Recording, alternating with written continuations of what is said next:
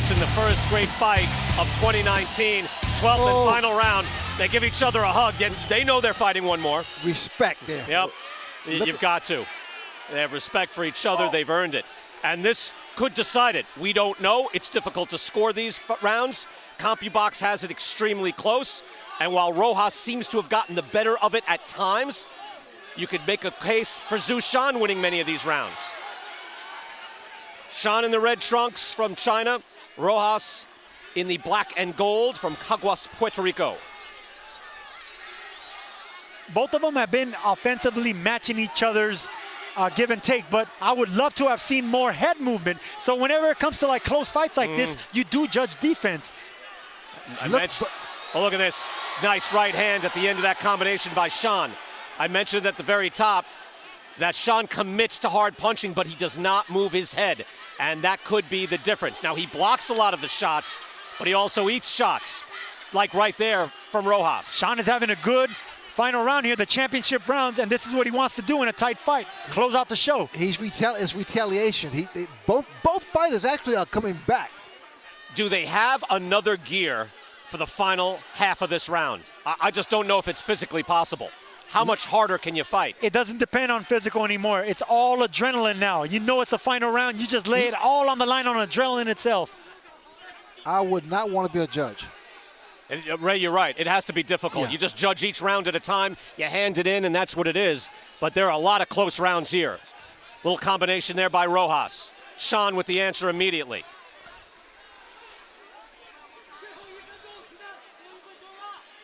Rojas better with the jab now. See, in close fights like these, I like to read body language. Who looks like the beaten fighter? But right now, it's a give and take. Half the round belongs to Rojas, half the round goes to Shan. It's just a difficult fight. And Sergio, as far as it really depends on what you just asked, like what second are you talking about in the round? Like what 10-second interval? Final 45 seconds of this fight. Right hand by Rojas. Look at that like Zhu a 7-punch combination. And watch Zhu Shan come back. Here it is. You knew it was coming. Zhu Shan with the shoe shine. Zhu Shan, yes. Final 30 seconds. What's left? Here comes Shan. Fantastic action for the full fight. Give him a draw. It's not far-fetched, Ray. You rarely hear that. But no one lost in this fight.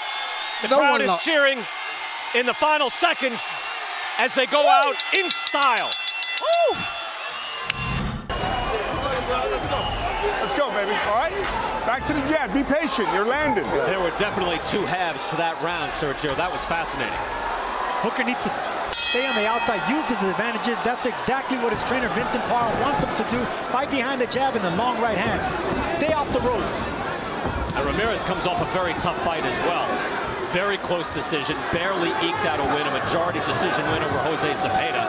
Ramirez winning the 12th round. Otherwise, it would have been scored a draw. So he comes in off a tough fight, and now he is in a war.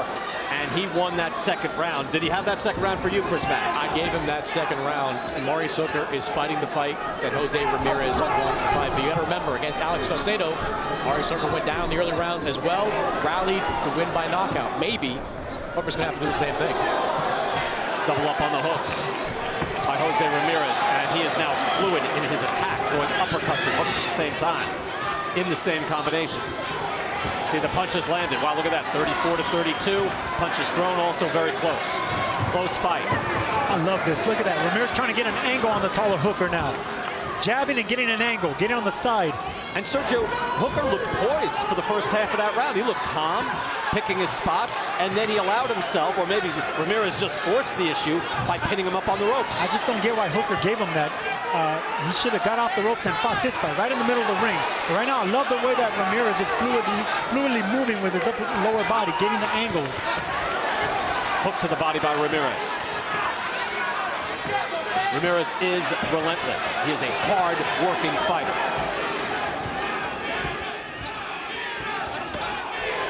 Hooker came in top shape this time around. Made weight first time. It was a huge issue in his last bout. The hook again from Ramirez. He needed 4 tries to make 140 pounds back in March when he beat Michael Lapierre.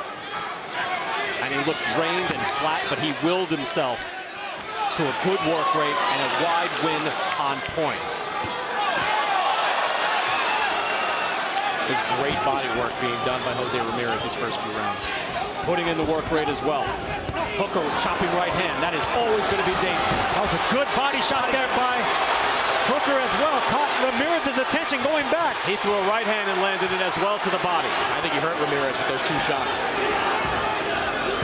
Again, Hooker has tremendous power with that right hand. If Hooker gets this kind of space, when he doesn't fight off the ropes.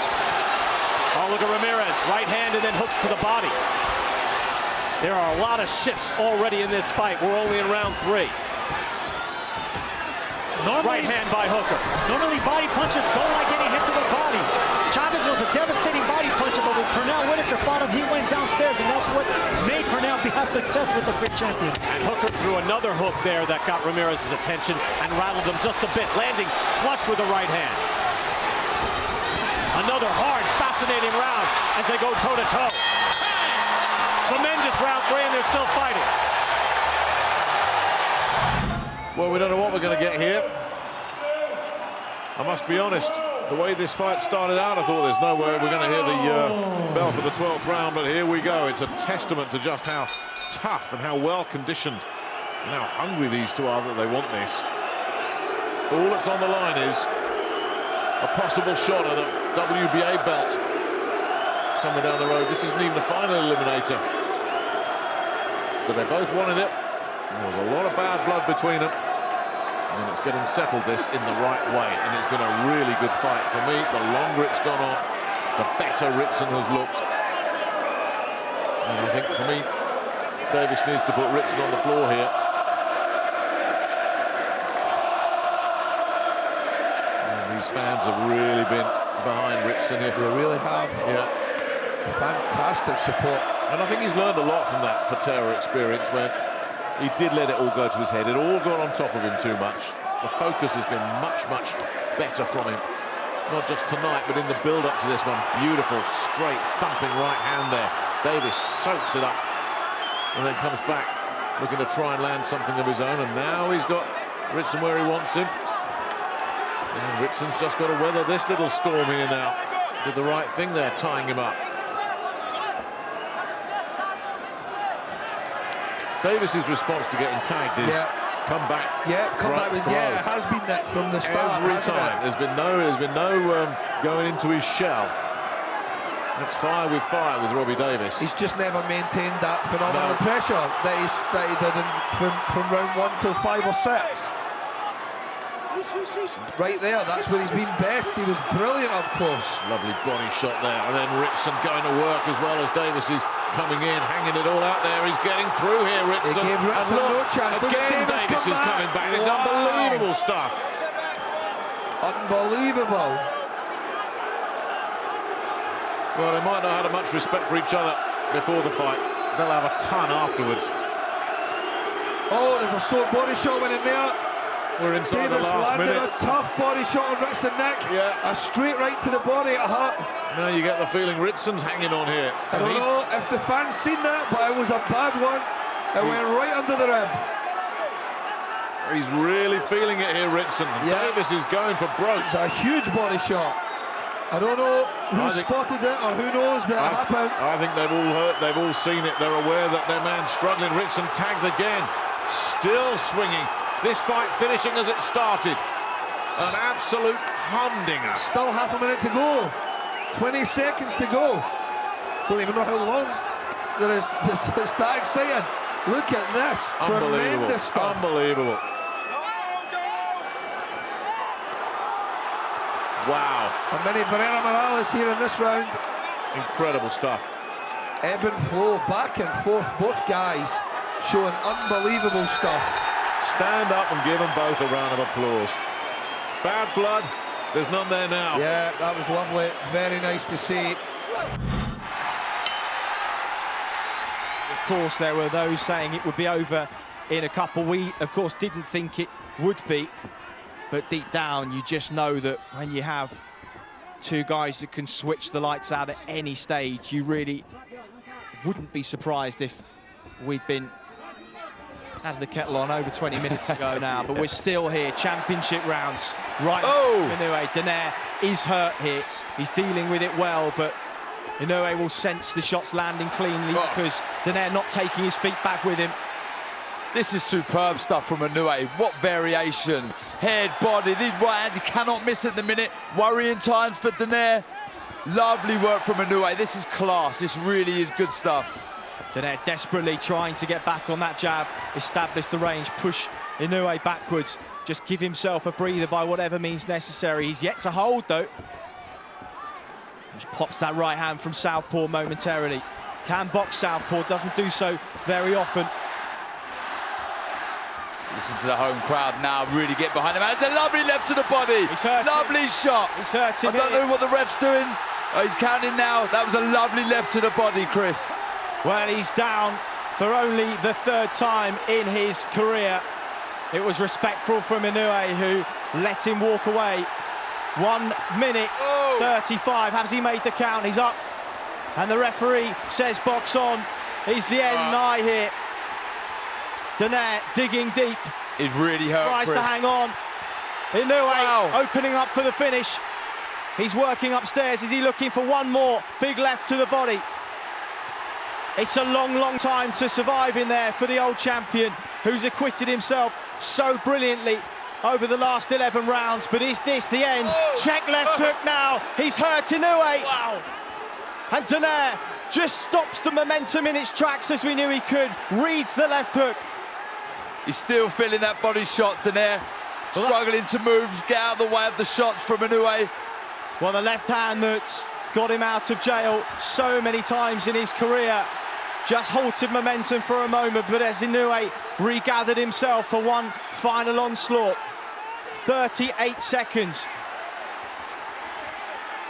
What a fight. This really is, what a contest. A modern classic in Saitama. As Inoue opens up again, sinks the left into the body. Danair thought about taking a second knee, but he stays up. And this minute and a half will have seemed like an age for the old champion as Inoue pours forward, right hand lands, 10 seconds on the clock. Can Danair see out the round here? Digs that right hand into the body. Remarkable, remarkable round. One of the best rounds of the year so far. Round number 3, Manny Robles also telling Andy Ruiz Jr. that you see what happened after you double up on the jab. During the exchanges, Ruiz showed that he could be a dangerous man as well. Anyone with fast hands in boxing can be dangerous. Anthony Joshua, heavyweight champion of the world, coming in here to Madison Square Garden, wanting to showcase his skills. He is doing that so far, but getting a bit of a test here early from Andy Ruiz. Ruiz in the white and gold trunks, Joshua in the white with black trim. You see the punches, at least the jabs through 2 rounds, 9-3. As Ruiz mixes it up, good uppercut and a hook, puts Ruiz down. Wow, that was fast from Joshua. 6, 7. More than 2 minutes to go in this round. Anthony Joshua is a composed and ferocious finisher. Watch this. 21 knockouts in 21 wins for Anthony Joshua. The champ with the right hand. Ruiz is staggered and an uppercut, trying to hold on. Strafing right. Ruiz comes to fire back. And Joshua's hurt. Oh, Joshua goes down. Andy Ruiz caught him with a sharp left hook. Joshua's hurt. 6, 7. He is clear-eyed, looking to the eyes of Michael Griffin. But what an answer by Ruiz. Stunning. Joshua on unsteady legs. Both men with knockdowns in this 3rd round. The crowd is stunned. And I don't think Anthony Joshua thought Andy Ruiz would be able to stand up to that assault. Sergio, how often do you see after you have a knockdown, you figure, all right, let me finish this guy off, and then you're the one in danger? Both men down, but I think Joshua took the worst of it. Joshua's climbed off the canvas before. Against Vladimir Klitschko, He was hurt here, and Ruiz with a stiff right hand as well. Tremendous answer. Just when you think the coronation is complete, Joshua in trouble. He is still on shaky legs, Brian. And there is 40-plus seconds left in this round. These are the most important 40 seconds of Andy Ruiz's career. He has a hurt champion in front of him. Joshua now on the ropes, not moving away. Body shots and uppercuts is what Ruiz should be looking for. Could be measuring him for a counter right, standing in one spot. Now tapping to the body. Fascinating round 3. Both men are wary, but Sergio, you thought this was a big chance, and now here comes Ruiz.